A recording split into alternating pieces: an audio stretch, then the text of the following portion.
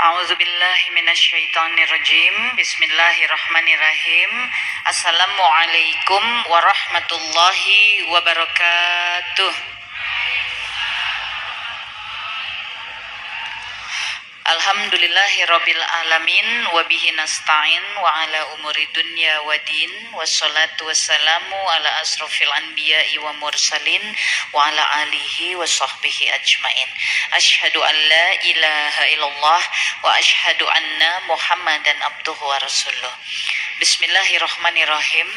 Rabbi shrahli sadri wa yassirli amri wahlul 'uqdatam min lisani yafqahu qawli. Bismillahirrahmanirrahim.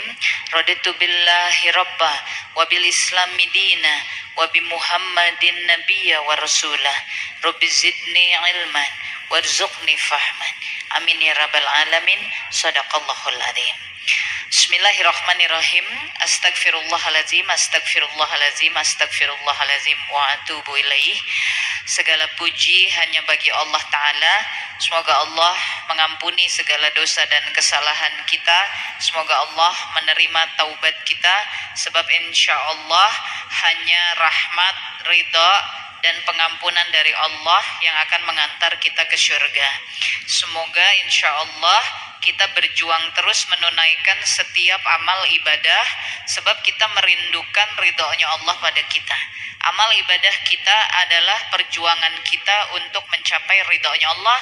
Ridhonya Allah adalah pintu gerbang bagi kita untuk memasuki jannah. Maka amal ibadah sesuatu yang sangat penting, substansial, dan menjadi fokus utama hidup kita.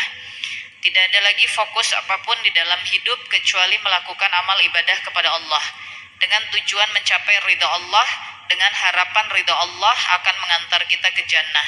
Sebab tidak ada di antara kita yang sanggup untuk mencicipi api neraka, tapi sesungguhnya neraka itu adalah hak, adalah kebenaran. Neraka itu ada. Neraka itu bukan cerita, neraka itu bukan dongeng. Neraka adalah sebenar-benarnya peringatan Allah kepada kita, padahal kita tidak ada yang sanggup memasukinya. Keyakinan kita bahwa akan ada yang disimpan di neraka, naudzubillah min dzalik, summa naudzubillah min dzalik. Semoga bukan kita orangnya, semoga bukan kita yang menjadi golongan tersebut. Oleh karenanya insya Allah selama di dunia kita berjuang terus memperbaiki niat dan amal ibadah, menegakkan niat yang lurus dan amal ibadah. Pokoknya susah juga jangan disebut susah, karena tujuan kita jannah, ya. Berat pun jangan disebut berat, ridho aja, ridho pada susahnya, ridho pada beratnya, ridho kepada kerepotannya. Jika itu semua adalah ikhtiar untuk senantiasa memperbaiki niat, memperbaiki amal ibadah, hati kita mesti lapang, mesti ridho, ya, daripada keburu kita tercatat sebagai penghuni neraka. Naudzubillah min dzalik, summa naudzubillah min dzalik. Insyaallah ikhtiar kita semua hari ini berada di tempat ini, melangkahkan kaki ke sini, duduk dengan sabar di masjid ini, lagi duduk dibikin ngantuk sama setan, lagi duduk dibikin bingung mikirkan urusan di luar, lagi duduk dibikin sedih mengingat masalah dan segala sesuatunya. Insyaallah ini pun medan jihad. Duduk di masjid, di majelis ilmu juga adalah medan jihad. Bagaimana kita melawan segala godaan demi untuk bisa berada di taman surga.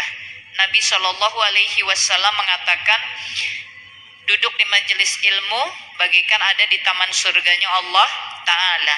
Barang siapa yang senantiasa berniat, bergerak untuk mencari dan menggali ilmu, Allah akan mudahkan jalannya ke surga. Ilmu yang dimaksud dalam hadis ini adalah ilmu Islam, ilmu agama. Agama bukan sekedar cuilan atau hanya satu pilar dari kehidupan, bukan. Agama itu adalah atap payung dari seluruh kehidupan kita. Dia memayungi semuanya. Dia memayungi urusan rumah tangga, dia memayungi urusan waris, dia memayungi urusan pergaulan, dia memayungi urusan ekonomi, dia memayungi urusan cari nafkah, dia memayungi urusan politik, dia memayungi segala yang ada di alam raya. Itu adalah dinul Islam. Inna dina indallahil Islam. Islam itu yang diberkahi oleh Allah. Jadi insya Allah pada kesempatan sore hari ini kita merasa bersyukur kehadirat Allah Ta'ala, bahwa Allah masih ridho kita masuk di Baitullah, rumahnya Allah, duduk di taman surganya Allah, berjuang melawan segala yang mengganggu kita. Dan insya Allah sekali lagi, barang siapa yang berjuang mencari ilmu, Allah mudahkan jalannya ke surga. Maka jika Allah antarkan kita sampai tiba di sini, ini Allah punya keinginan agar kita lebih mudah ke surga. Kitanya mesti merasa bersyukur, kitanya mesti merasa bangga, kitanya mesti merasa bahagia, kitanya mesti menunjukkan kepada Allah dengan sebaik-baiknya sikap, sebaik-baiknya penjagaan, sebab Allah sudah tunjukkan kepada kita bahwa Allah ingin mudahkan kita ke jannah. Insyaallah mudah-mudahan kita semua senantiasa menjadi hamba-hamba yang hatinya terjaga dalam dinul Islam. Amin ya rabbal alamin. Salawat dan salam pada baginda Rasulullah Shallallahu Alaihi Wasallam beserta seluruh keluarganya, para sahabatnya, para pengikutnya. Insya Allah di hari akhir Allah mengizinkan beliau memberikan syafaat dan kita bisa berkumpul kekal di jannahnya Allah Ta'ala. Amin ya rabbal alamin. Baik, dalam waktu yang tersisa yang diizinkan Allah, tadi Ustaz Hendra insya Allah sudah menyampaikan preliminary atau pembukaan mengenai tema kita pada sore hari ini, yaitu menjaga lisan dan prasangka, ya. Dalam waktu yang singkat insya Allah saya ingin langsung mengingatkan bahwa di dalam Islam baginda Rasulullah Shallallahu Alaihi Wasallam menuntunkan kepada kita al-kalamu fima la ya'nihi. Artinya kita diminta untuk kalam kita, lisan kita, bicara kita itu jangan sampai mengucapkan hal-hal yang tiada gunanya. Pada hadis yang muttafaq alaih, beliau mengatakan bahwa barang siapa beriman kepada Allah dan hari akhir, maka bicaralah yang baik atau lebih baik diam. Ini bukan enteng. Barang siapa beriman kepada Allah. Jadi lisan kita itu langsung berkorelasi dengan iman kita kepada Allah. Urusan lisan berkorelasi langsung kepada iman kita terhadap Allah Ta'ala. Barang siapa beriman kepada Allah dan hari akhir, berkata yang baik atau lebih baik diam. Barang siapa yang menjaga apa yang terdapat di antara kedua janggutnya dan kedua belah kakinya, maka Allah jaminkan surga baginya. Di antara dua janggut maksudnya kumis dan dagu ada lisan. Di antara dua kaki maksudnya ada kemaluan. Barang siapa jaga lisan, jaga kemaluan dengan sebaik-baik dan sedaya upaya, maka Allah jaminkan surga baginya. Urusan lisan bukan urusan enteng, sebab apa yang ada di hati dia bisa terefleksi lewat lisan. Apa yang ada di kepala, di pikiran, dia terefleksi lewat lisan. Apa yang terdengar, dia bisa terefleksi lagi lewat lisan. Jadi lisan ini memang pintu gerbang dari seluruh keadaan tubuh dan jiwa kita.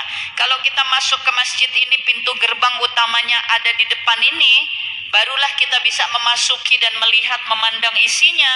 Maka lisan kita adalah gerbang dari segala yang ada pada kita. Rasa kita, pikiran kita, pendengaran kita, semuanya terefleksi lewat lisan.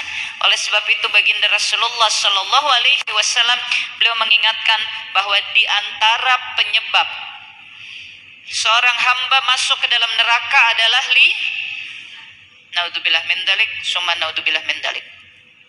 Sekarang umpamanya begini bunda, ukhti, umi dan ukhti. Misal kita jalan di jalanan depan sana, kemudian kita tahu ada lubang yang besar, ada tanah yang ambles sehingga menciptakan lubang yang besar, maka artinya ada bahaya. Janji, ya. Utang. Jadi bagaimana nih rumusnya di dalam Islam?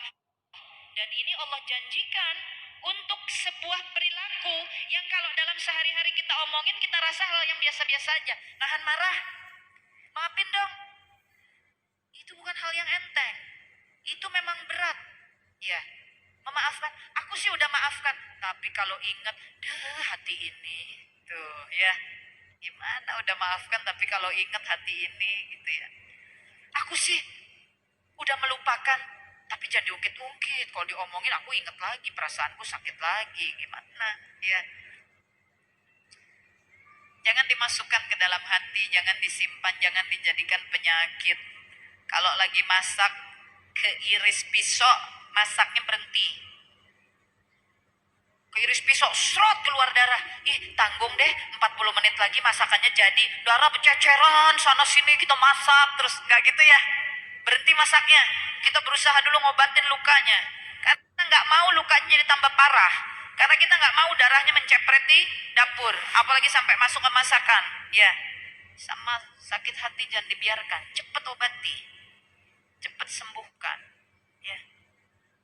Muka jerawatan, bekas-bekasnya, ada obat buat jerawatnya, ada obat buat bekas jerawat. Ya, repot kita ini. Obat buat jerawatnya, obat buat bekas jerawatnya. Ya, bekas-bekasnya kita ingin bisa hilangkan. Kenapa sakit hati nggak mau sebekas-bekasnya pun kita hilangkan. Jadi insya Allah sekali lagi, hati-hati bahwa urusan lisan adalah sesuatu yang sangat serius. Dia berkorelasi langsung dengan urusan iman kita kepada Allah. Ya, Allah memandang keimanan kita lewat lisan. Maka berhati-hatilah dengan lisan. Berkatalah yang baik atau lebih baik diam. Dan itu berat. Tapi ingat, janji Allah adalah surga. Allah jamin. Allah jamin. Allah tidak akan mengingkari janjinya. Innaka la tukhliful mi'ad. Allah nggak akan ingkari janji. Ya. Allah jaminkan surga, maka kita yang bekerja keras menjaga lisan kita supaya jaminan itu bisa kita ambil. Ya. Supaya jaminan Allah bisa kita ambil.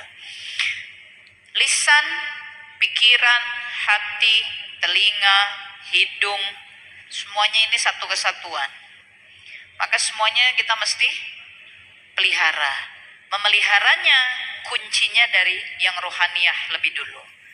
Hati itu paling duluan. Kata Nabi, kalau dia baik, baik semuanya. Kalau dia buruk, buruk semuanya. Maka urusan lisan, pikiran, pendengaran, penciuman, rasa, apapun berangkatnya dari hati. Ya. Hati dia akan tenang apabila dia zikrullah. Ya. Allah bizikrillahi tatmainul qulub. Surah Ar-Ra'd ayat 26. Hati dia akan tenang, tentrem, damai kalau dia zikrullah. Zikrullah ini maknanya mengingat Allah. Mengingat Allah ini ya kita mesti sengaja, mesti menyengajakan diri mengingat Allah.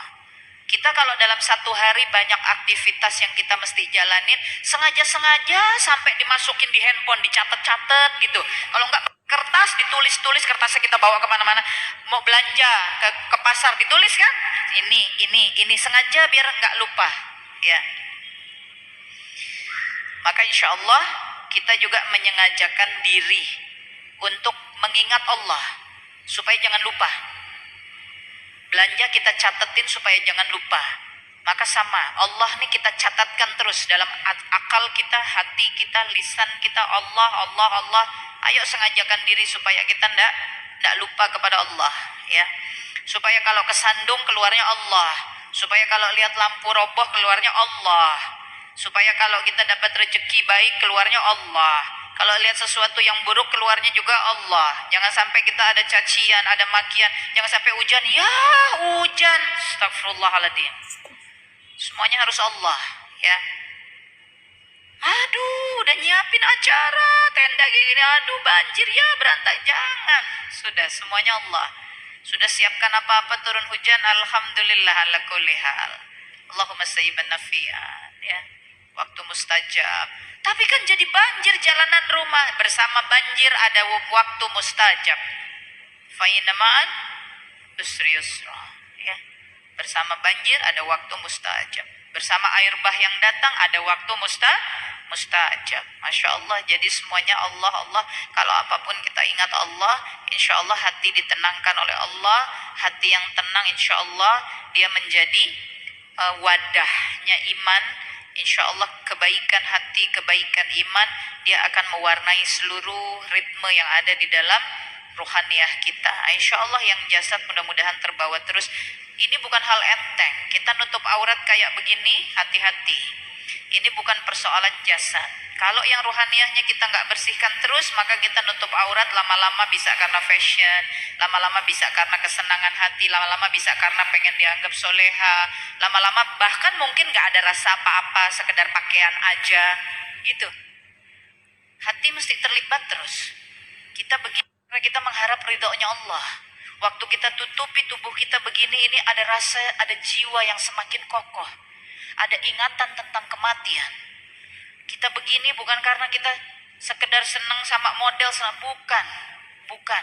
Tapi kalau kita nggak sengajakan itu terus kita pelihara, lama-lama juga kita pakaian begini rasa biasa-biasa aja. Ya, rasa biasa-biasa aja. Makin mendekati kematian, maka keterlibatan jiwa ruhaniyah itu mesti terus kita olah, kita sengajakan. Sebab kita akan segera menghadapi kematian. Sebab yang ruhaniyah akan segera pulang. Yang jasad akan segera terkubur. Ya. Jadi insya Allah mudah-mudahan Allah tibakan kita di bulan suci Ramadan. Insya Allah mudah-mudahan kita pergunakan betul-betul untuk menjadi ajang perbaikan ruhaniyah kita. Selepas Ramadan 11 bulan kita merindukan Ramadan. Maka yang 11 bulan itu kita berharap Allah ridho mentibakan kita lagi pada Rajab, Sya'ban, Ramadan. Ya. Maka selama 11 bulan itu kita berdoa, kita memohon, kita menunjukkan sikap sebaik-baik sikap sebagai hamba Allah. Selama 11 bulan itu kita saum, karena kita berharap kita dikuatkan Allah di saum Ramadan. Kita berharap Allah tibakan kita di bulan di mana Allah membelenggu syaitan. 11 bulan kita capek, berjuang lawan syaitan. Allah kasih hadiah Ramadan, setan dibelenggu. Masih juga kita nggak bisa berjuang mengendalikan hawa nafsu. Ya, kita manusia penuh dengan kelemahan. Jujur aja di hadapan Allah kita lemah. Kita bilang sama Allah, ya kita lemah, maka kita butuh pertolongan Allah. Kalau butuh pertolongan Allah, maka pantaskan diri kita untuk ditolong sama Allah. Allah tibakan kejadian apapun pada kita, ridho, terima. Buka hati yang lapang, yang lebar, karena kita butuh pertolongan Allah. Mungkin kali itu Allah datangkan kita sakit, tapi Allah mau uji dulu kepantasan kita menerima hadiah kesehatan. Mungkin saat itu Allah datangkan kesedihan karena Allah mau uji dulu kepantasan kita menerima kebahagiaan. Mungkin saat itu Allah ambil dari kita sesuatu yang kita rasa sangat berharga karena Allah mau uji dulu siapa yang lebih berharga, Allah atau apa yang kita rasa itu.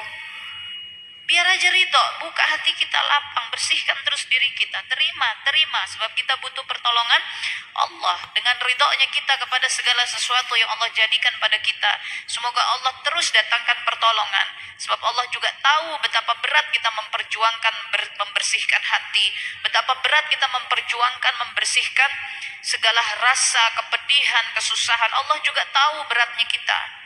Allah katakan pada Baqarah 207, ada di antara hamba-hambaku mereka yang mengorbankan apa yang ada pada dirinya demi mencapai ridhoku, maka aku maha penyantun kepada mereka. Allah santuni kita insya Allah. Mungkin ini yang saya bisa sampaikan pada kesempatan sore hari ini, insya Allah.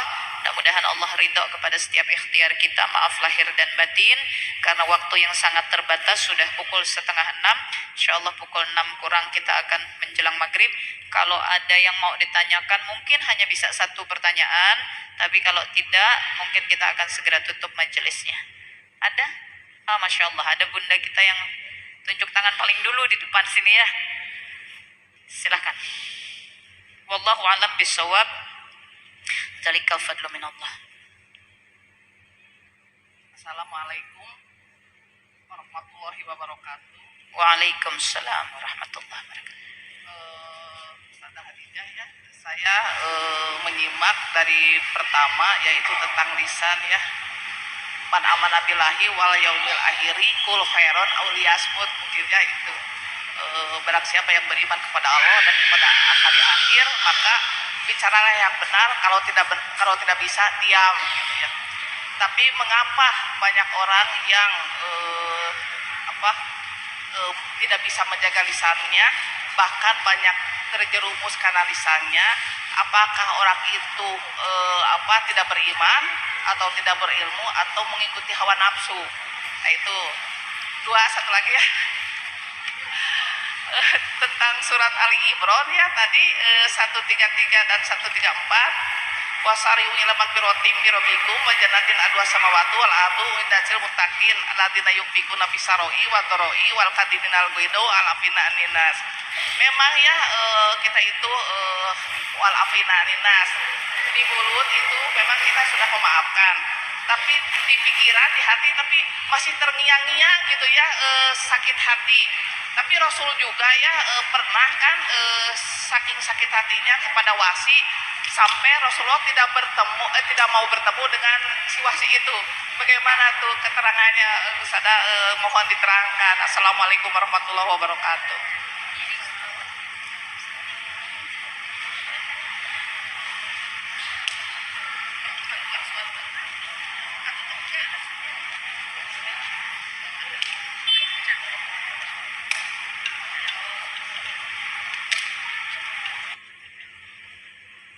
Sebentar. Coba kita lihat surah An-Nahl. Bismillahirrahmanirrahim. Kalau saya tidak salah, Bismillah. An-Nahl. Ya, 125.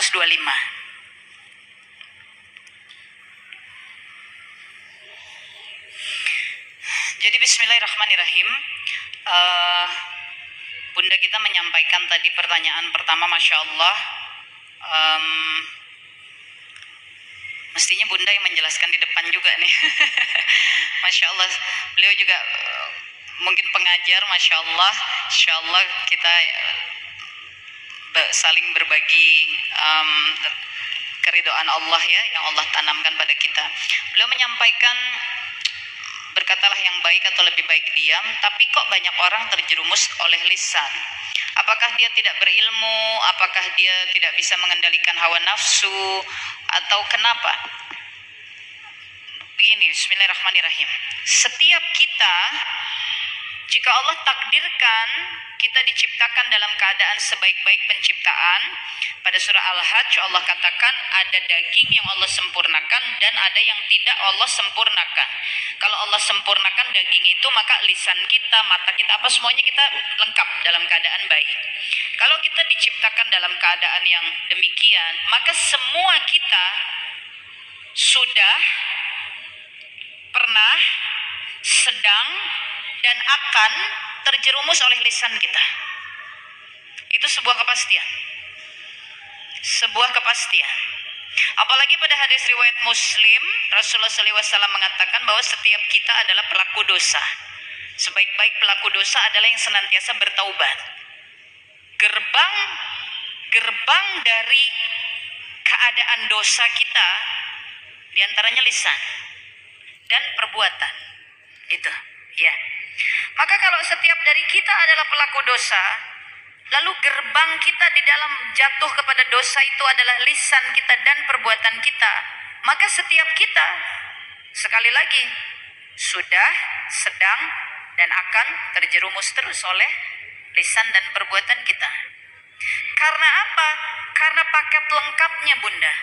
Paket lengkapnya itu apa? Pertama, Allah katakan ketika Allah simpan kita di dunia, maka dunia adalah sumber hawa nafsu. Dia adalah perhiasan dan dia merupakan ujian bagi kita.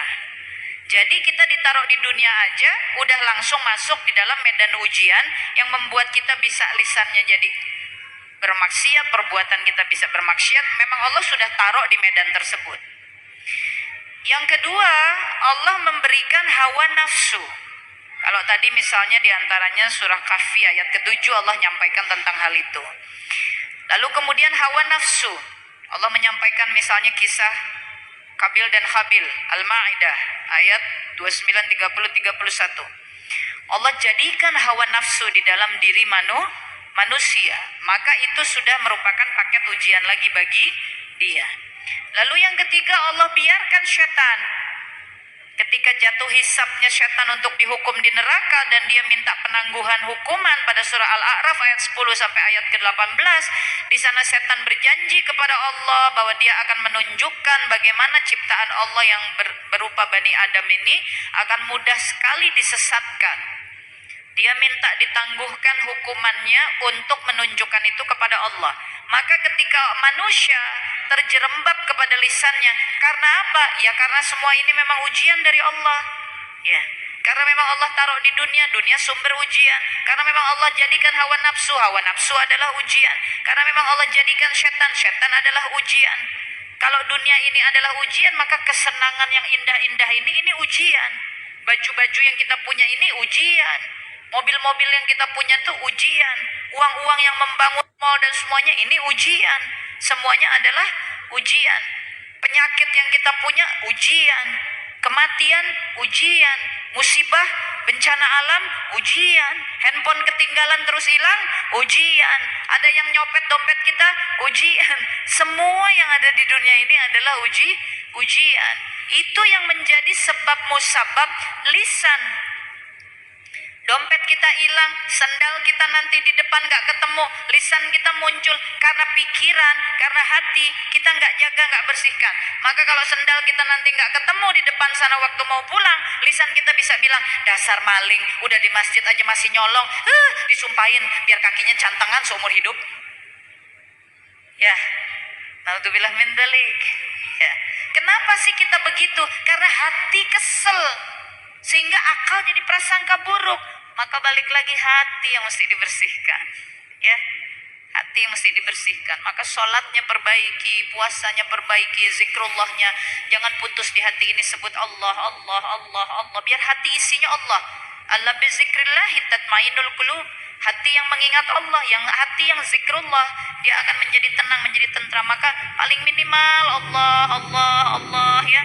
Istighfar jangan putus, ya. Setiap kali, kadang kita lagi ngobrol keputus, selesai ngobrol sambung lagi istighfarnya. Astagfirullah, astagfirullahaladzim, Allah, Allah, Allah, Allahumma sholli ala sayyidina Muhammad.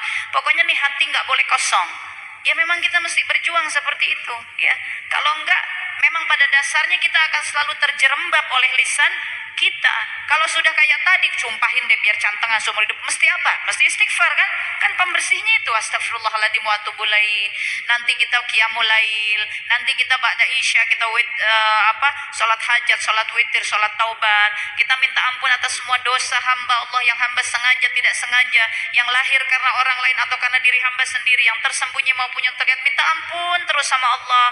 Ya, maka insya Allah lagi bersih-bersih lagi. Tapi kita akan selalu terjerembab oleh lisan kita, karena memang ujungnya dari seluruh proses kayak di pabrik. Kayak di pabrik kan banyak gitu, mesin, nanti ujungnya plung keluar jadi produk, gitu ya. Kita ujungnya plung itu adalah lisan kita, ya. Maka seluruh prosesnya di pabrik, kalau dia membuat satu produk dan mesinnya itu panjang, di tengah-tengah mesinnya ada yang rusak, macet kan semua. Macet semua. Nah, kita kalau ada yang rusak, macet nih, lisan juga jadi kotor, jadi jelek dan seterusnya.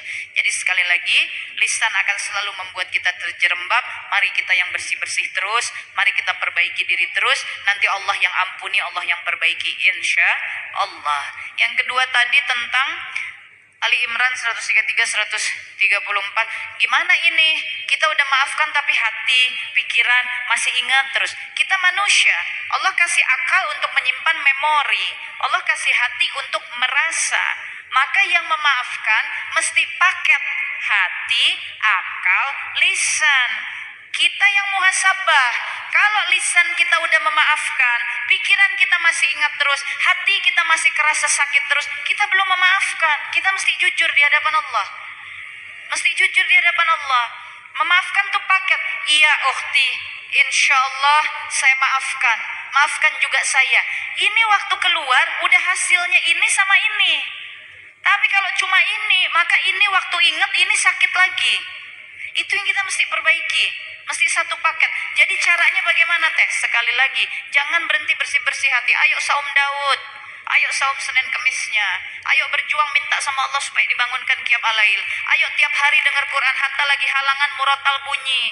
Kalau lagi nggak halangan baca Quran, konsumsi Quran. Mari majelis-majelis terus seperti ini. Tutup aurat sebaik-baiknya, zikrullah jangan putus ya.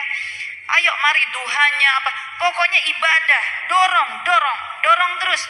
Karena itulah kuncinya kita untuk membersihkan hati supaya hati, pikiran sama mulut satu paket. Nabi kan juga pernah seperti itu. Nabi manusia terbaik yang Allah ciptakan. Marahnya Rasulullah, marahnya manusia terbaik di muka bumi ini yang tidak meninggalkan dendam. Kalau soal sakit hati, Rasulullah Shallallahu Alaihi Wasallam dan semua nabi dan rasul itu manusia, sehingga Allah ciptakan dengan rasa sama seperti kita. Ketika Nabi Nuh alaihissalam diperintahkan oleh Allah meninggalkan anak dan istrinya, pada surah Hud di sana diceritakan bagaimana Nabi Nuh alaihissalam menangis dan hati bingung, khawatir, ketakutan, bahkan meminta kepada Allah supaya diizinkan jangan keluarganya ditinggal. Tapi Allah yang ingatkan, aku tahu yang kamu nggak tahu. Ya, jangan kamu meminta dengan ketiadaan pengetahuanmu, sebab hitungan yang tertinggi di hadapan Allah adalah ketakwaan. Nabi Nuh juga pedih, sedih, galau, bingung dan seterusnya sampai meminta kepada Allah. Allah perintahkan suruh tinggal sampai beliau kayak ngajukan dulu permohonan, itu anak-anakku ya Allah, itu keluargaku ya Allah, gitu. Ada rasa itu. Tapi beliau ini manusia terbaik, termasuk Rasulullah SAW yang terbaik di antara yang terbaik. Jadi pedih hatinya, sakit hatinya, kemarahannya bukan yang meninggalkan dendam, bukan yang meninggalkan keburukan, tapi pijakan untuk menjadi gambaran justru perbaikan iman kepada para pengikutnya. Kalau Nabi SAW insya Allah dibersihkan oleh Allah Ta'ala. Itu yang kita mesti ingat. Apapun kejadian beliau dibersihkan oleh Allah Ta'ala. Kalau beliau melakukan kekurangan, Allah turunkan langsung pemberitahuannya untuk membersihkan. Abasa wa tawalla, Allah turunkan langsung. Nah, kalau kita ngikutnya kepada Nabi, ya. Jangan karena kita merasa Nabi juga pernah ada kisahnya merasa sakit, merasa pedih, terus kita merasa bahwa kita mampu memedihkan, menyakitkan hati kita dalam derajat seperti kenabian. Enggak bisa, wallahu alam. Astagfirullah, nggak bisa kita sama sekali, ya. Jadi kalau tugas kita cepat-cepat mengobati rasa sakit hati tersebut, ya. Kalau pada tataran kita, kalau nggak kepengen ketemu dengan orang yang kita rasa menyakiti kita, bukan karena kita dendam, kesumat atau kita benci, kita sebel, tapi karena kita ingin memperbaiki dulu hati kita dengan tujuan semoga Allah pertemukan kembali aku dengannya dan hatiku sudah lebih baik dalam menerima keadaannya. Kita mesti terus minta sama Allah supaya Allah perbaiki kita. Wallahu alam bisawab. Mungkin itu yang saya bisa sampaikan, waktunya sudah habis. Selamat menjalankan ibadah salat maghrib. Maaf lahir dan batin. Salam untuk keluarga di rumah, saling mendoakan semoga Allah ridho pada setiap ikhtiar kita dan Allah selamatkan kita husnul khatimah sampai tiba di janahnya Allah Ta'ala. Allahumma inni as'alukal ilman nafi'an wa rizqan thayyibah wa amalan mutaqabbalan. Allahumma inni as'alukal afiyah fi dunya wal akhirah.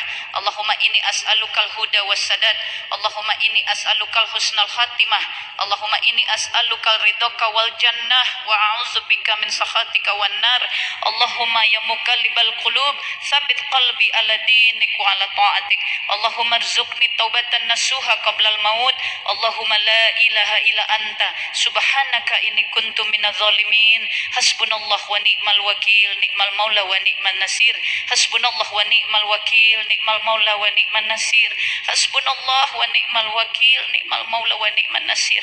Rabbana zalamna anfusana wa illam taghfir lana wa tarhamna lanakunanna minal khasirin. Rabbana la tuzigh qulubana ba'da iz hadaitana wa hab lana min ladunka rahmah innaka antal wahhab. Rabbana atina fid dunya hasanah wa fil akhirati hasanah wa qina azabannar wa adkhilna jannata ma'al abrar ya azizu ya ghaffar ya rabbal alamin.